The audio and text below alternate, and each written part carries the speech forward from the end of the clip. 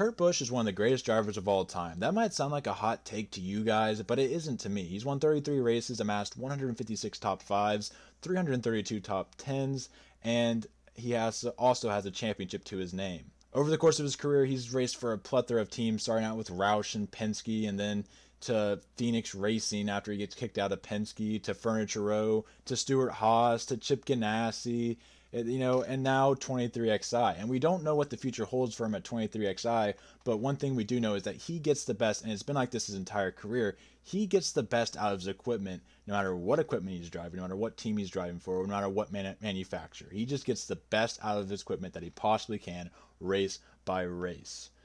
And he's been a controversial figure over his career, but now he's, one of the most loved guys in the garage by both fans and drivers. Anyways, let's go back and look at that time at Penske when he was in the 22, where he got kicked out because Pennzoil didn't like his figure, or his image, if you will. He kind of was this kind of menace. He's a very polarizing figure. He was kind of a menace within the garage area, and Pennzoil didn't like the look. So they replaced him. But let's say Kurt Busch was an angel, or let's not go that far. Let's just say he wasn't as much of a menace, his early years, and Pennzoil was willing to sponsor him. What would happen to AJ Allmendinger, who replaced him? What would happen to Joey Logano, who would eventually get the 22 ride? What would happen to Kurt Busch? Well, that's what we're going to talk about in today's What If.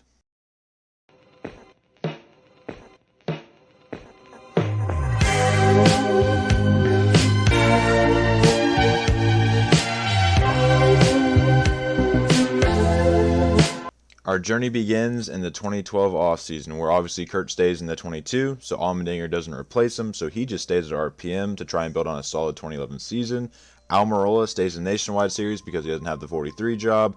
Vickers decides to go to the 51 so he can have a full-time opportunity instead of the part-time opportunity he had at MWR. And MWR will go ahead and take Michael McDowell and put him in the spots that they gave Brian Vickers in real life. And that's all the changes for the offseason. So let's go ahead to the 2012 season, where starting with Kurt Busch, he had 2 wins at Martinsville, taking that from Ryan Newman, and Sonoma, taking that from Clint Bowyer. He also had 6 top 5s and 13 top 10s on the year. Moving on to RPM, AJ Allmendinger got 2 top 5s and 7 top 10s before getting caught with drugs, building on that great season they had last year. But I don't think anything's going to change him getting caught on drugs. So he's still going to have that issue. Almirola is currently on a Chevy team though, and Chevy will not allow him to run for another manufacturer, so David Reagan jumped ship from the 34 to replace Allmendinger for the rest of the season. Reagan just kind of does what you would expect Reagan to do. He got a top 10 at the end of the year, but nothing special. Over at Phoenix Racing, Brian Vickers in the 51. Again, nothing really special, nothing terrible, just what you would expect from Brian Vickers. No top 10s or top 5s, but just doing what the equipment gives him. And finally at MWR, McDowell, it was a little too early for a jump to the Cup Series for him. A lot of growing pains, struggled to finish on lead lap, so nothing really to report. Now we go to the 2012 Chase, where Kurt Busch barely misses out on the chase to Jeff Gordon, and Brad Keselowski still wins the championship. We now arrive at the 2013 offseason, where after a terrible part-time schedule for McDowell, Elliott Sadler will fill in his spot at MWR running a part-time schedule. Regan Smith is kicked out of the 78 ride as Furniture Row takes a chance on Joey Logano, who got kicked out for Kenseth. Remember, he doesn't have the 22 to go to. Almirola still goes to the 43 just 1 year later with a little more experience behind him. And the 51 still rotates. Chenry really cared about this one, as you guys know about it, so there you go, that happened. And David Reagan goes back to his side hoe in front row, which takes us to the 2013 season, where Kurt Busch breaks out for 5 wins on the year. He beats out Hamlin in a close battle at Auto Club, steals a Coke 600 from Kevin Harvick, wins a Michigan race that was won by Logano in real life. The 22 team still wins. At Atlanta, he takes a win from his brother. And at Kansas, Kurt Busch takes another 1.5 mile win from Happy Harvick. With all of this, he emerges as a 3rd championship threat, with Jimmy Johnson and Matt Kenseth also being a championship threat. And he also earned 14 top 5s and 21 top 10s on the year. Moving on to Furniture Row, Logano is able to earn 2 top 5s, 11 top 10s, not enough for the chase. He's in not very good equipment. I mean, still solid equipment, but it's not, JGR equipment or Penske equipment. So he's struggling a little bit with the mid-tier equipment. Over at RPM, though, Almirola in the 43, he has a slightly better first full-time seat at the RPM. He had a little more Xfinity experience, but nothing like out of this mind, just about the same.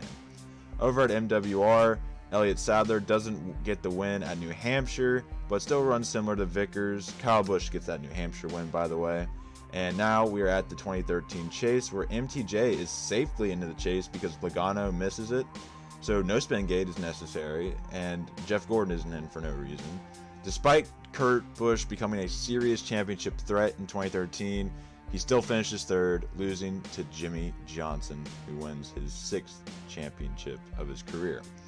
Now we are at the 2014 offseason, where after making the chase in a solid season, capped off with a win, MTJ signs with Stewart Haas Racing to drive the 41. Remember, Kurt Busch is at the 22. No reason for him to leave the 22 to go to Stewart Haas Racing.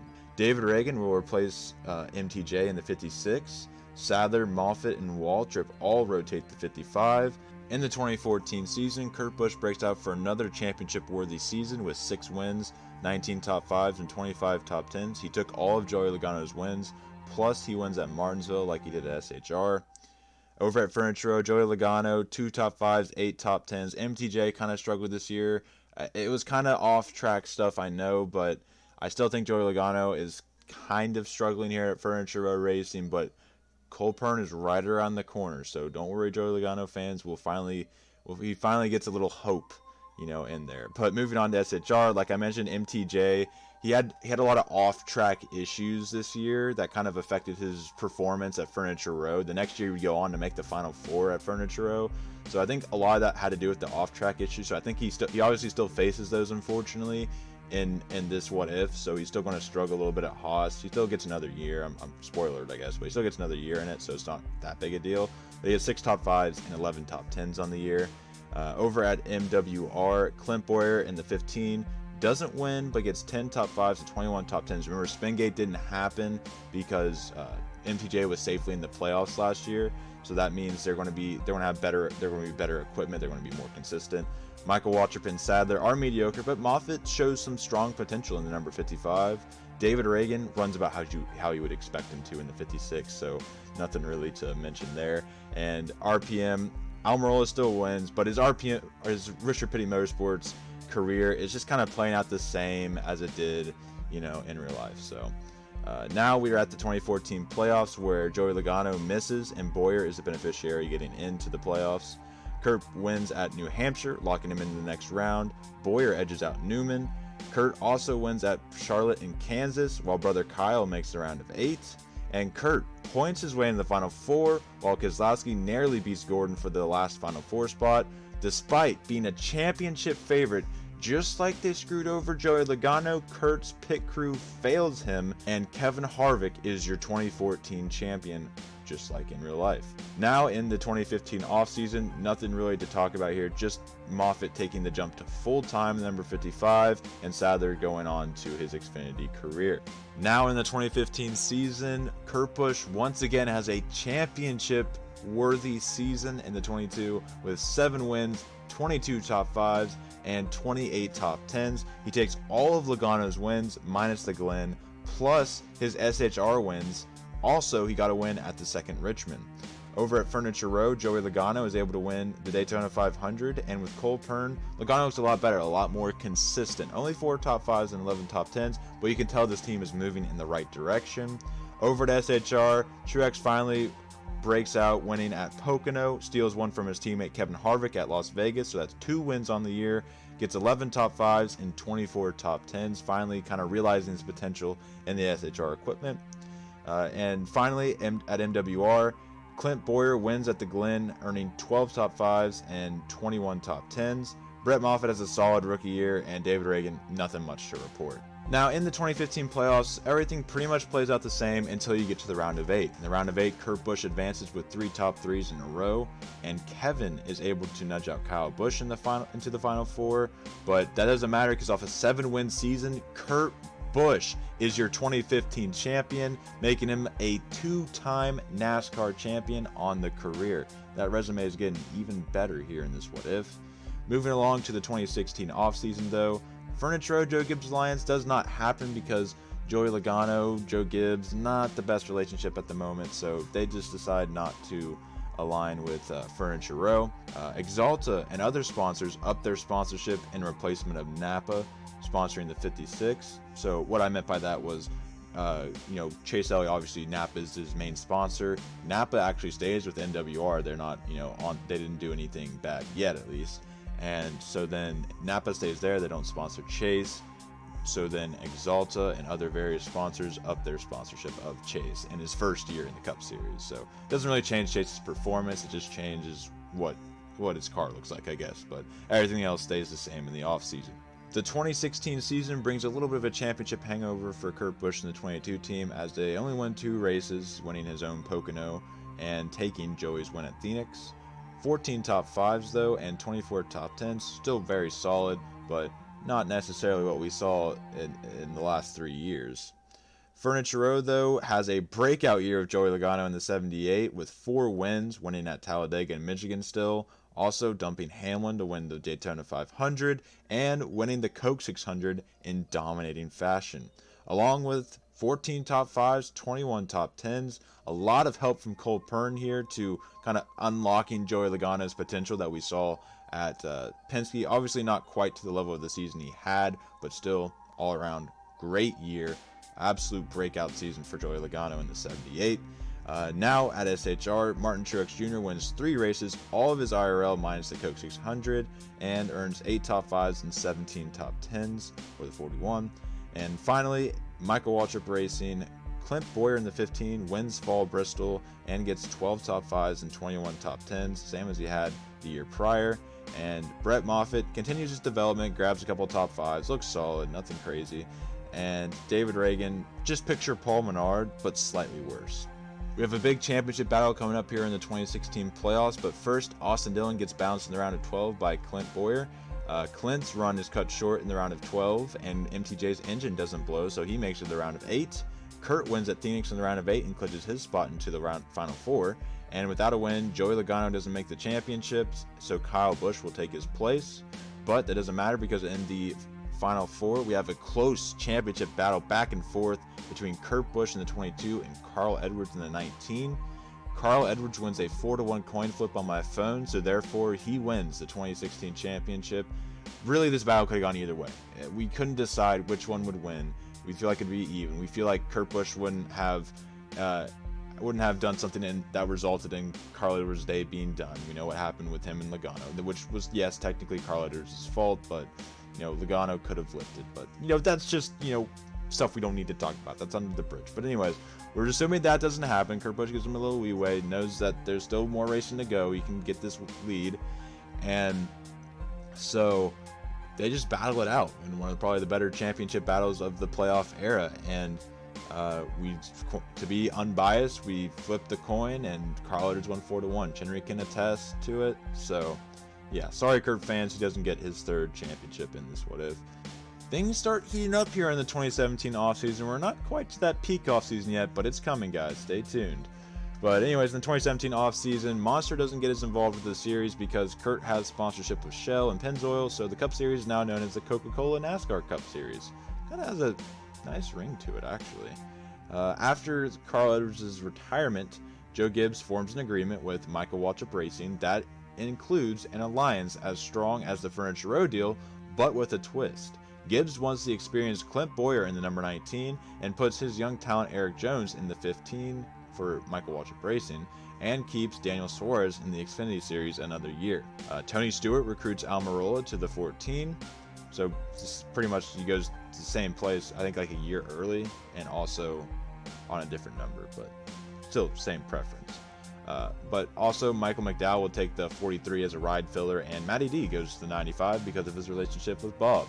Moving on to the 2017 season, Kurt Busch still wins the Daytona 500 and wins at Richmond, but the points are taken away just like they were from Joey, and the 22 team struggles to just 10 top 5s and 17 top 10s. It looked like a very off year for the 22 team, so Kurt Busch still has to deal with that.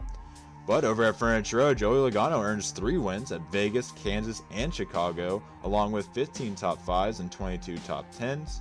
Over at Stewart Haas Racing, Eric Almirola in the 14, like Bowyer, struggles in his first year in the 14, only earns 6 top 5s and 13 top 10s. MTJ, though, does the opposite and wins 5 races. The other 3 went to Logano, and 16 top 5s and 26 top 10s. Remember, he had 8 in real life. Bowyer over at JGR in the 19 wins 2 races in the 19, and those are Sonoma and Martinsville. Also earns 13 top 5s and 23 top 10s. Finally, at Michael Waltrip Racing, Eric Jones in the 15 has basically the same equipment he had his real rookie year with Furniture Row Racing, so he has the same with 5 top 5s and 14 top 10s. Brett Moffitt almost wins at Atlanta, the track he's good at, barely losing to Brad Keselowski, gets 9 top 5s and 18 top 10s, really benefiting from this. David Reagan, Paul Menard 1.5. Arriving at the 2017 playoffs, Kurt, Clint, and Logano all make it in, kicking Jamie Mack and Matt Kenseth out. Kurt has a slump in the first round and is kicked out early, while Clint, Bowyer, and Joey Logano advance. MTJ wins 2 races, making the round of 8, while Bowyer and Logano beat out Blaney and Chase for the spots. Clint wins at Martinsville, and after Harvick's winning points are taken away, Logano sneaks into the Final Four, and we have a Final Four of MTJ in the 41, Clint Bowyer in the 5-hour Energy 19, and Joey Logano in the Chevy Furniture Row 78, and Brad. MTJ, however, still wins at Homestead, earning his first career championship. I mean, he's maybe in even better, about the same equipment, so no reason to believe he wouldn't. I hope you all have your popcorn ready, because this is the moment you have been waiting for. Ladies and gentlemen, the 2018 offseason. Starting with Daniel Suarez, after back-to-back Xfinity championships, he heads to the 56 with Eris full-time sponsoring him. Napa moves over to the 15 of Eric Jones, giving him full sponsorship. David Reagan will return to his side hoe of Front Row for the second time this video. Hooters is the primary sponsor of Chase Elliott now, without Napa. Exalta will now move over to Byron and Bowman. Chenry wanted me to mention that because he likes Bowman, I guess. And Matt Kenseth will stay in the 20 with Eric Jones fine in the 15. And Justin Allgaier goes to the 43 because at least he has brand sponsorship, and Michael McDowell really wasn't cutting it there. So we now have all the miscellaneous stuff out of the way. Let's get into the juicy part of this what if, starting with the winning you're in system. As we mentioned last season in the 2017 playoffs, Matt Kenseth and Jamie Mack both missed, 2 very deserving drivers. Now, we had this happen, throughout the what if, or throughout really in real life, and, fans have always debated it. But this year, Matt Kenseth and Jamie Mack were 2 very deserving drivers that missed out. This sparked some debate between owners, drivers, obviously fans, but drivers and NASCAR itself. Start having some debates, some conversations, and this leads into a compromise where the top 16 in points throughout the regular season make it to the playoffs. However, the playoffs play out the same as they do now and currently at the time. So still winning you're in, and top 12, top 8 make it to the next round. But to get to the playoffs to begin with, the top 16 drivers throughout the regular season make it there. That's what I think should happen in real life, but that's besides the point. However, this is not the craziest thing that happens this offseason.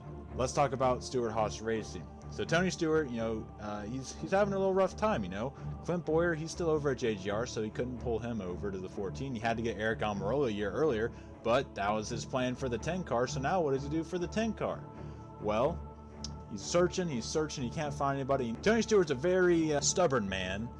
He very seldom takes no for as an option, and this time he uses that to a key as he heavily, aggressively, even more than he has already, recruits Kyle Larson to jump ship from Chip Ganassi Racing in the 42 to join the 10 at Stewart Haas Racing, teaming up with Tony, as has been the biggest rumor over the past 4 years. Obviously not a rumor anymore, but was one of the biggest rumors for probably at this time even. And now we have Kyle Larson, one of the most talented drivers in the sport even at this time, joining up with Stewart Racing arguably the best team in the sport. But we'll talk about that in a moment here. We have to talk about the ripple effect that causes.